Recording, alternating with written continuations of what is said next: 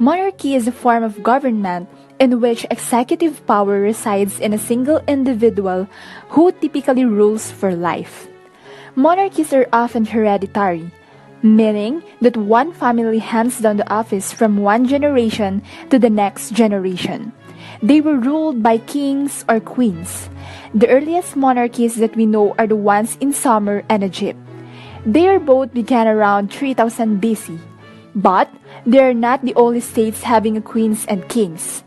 There are still many countries just like Greece in the late Bronze Age, the Etruscan cities in northern Italy, and many more. Throughout history, royal dynasties have dominated empires around the world. Kings, queens, emperors, monarchs have shaped institutions and cultures in every period of time.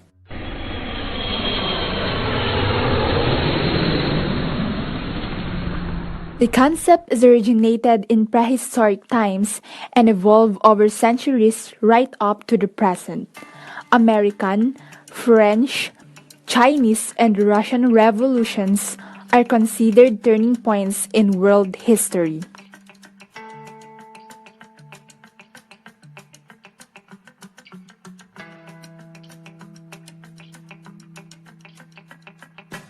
Here is the list of some main features but may be present in all monarchies.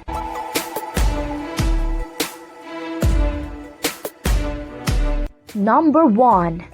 Unelected leader. Number 2. Hereditary job for monarch.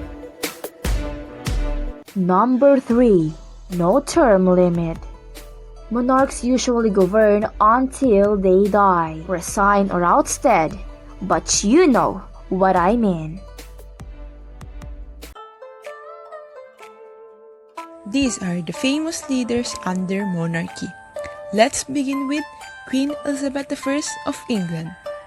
Queen Elizabeth I was Queen of England and Ireland until her death on March 24, 1603. They sometimes call her the Virgin Queen, Gloriana, or Good Queen Bess. Queen Elizabeth II was the Queen of United Kingdom and 15 other realms. She was born in my fair London. Suleiman of the Ottoman Empire. Suleiman, also known as Suleiman the Magnificent, reigned as Sultan of the Ottoman Empire for 69 years, longer than any other sultan. His reign marked the beginning of the Golden Age of the Ottoman Empire. James of England. James, also known as the wisest fool in Christendom, was the first king of both England and Scotland. Under his rule, the two kingdoms were united, literature and the fine arts flourished under his reign, he himself writing many books and poems. During his rule, international trade through the British East India Company increased dramatically. Gustav II Adolf of Sweden, also known as Gustavus Adolphus, was the king of Sweden for 21 years. During his reign, Sweden became a major European power. After his death in battle, Sweden became known as military powerhouse.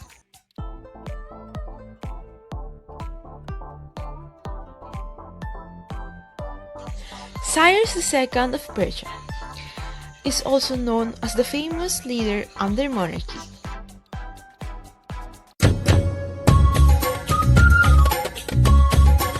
The advantage of a monarchy is that there is predictability in the government. Succession goes through the family who leads the government, so there are no situations where people must vote. For the lesser of two evils, there are specific rules and laws in place that will determine who will be the ruler and when they would ascend to the leadership position.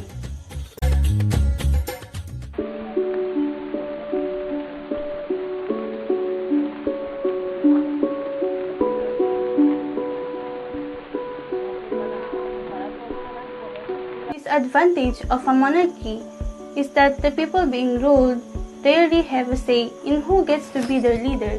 Because everything is predetermined, a society will become stuck with an abusive individual. in power for multiple decades and have little resource to save themselves.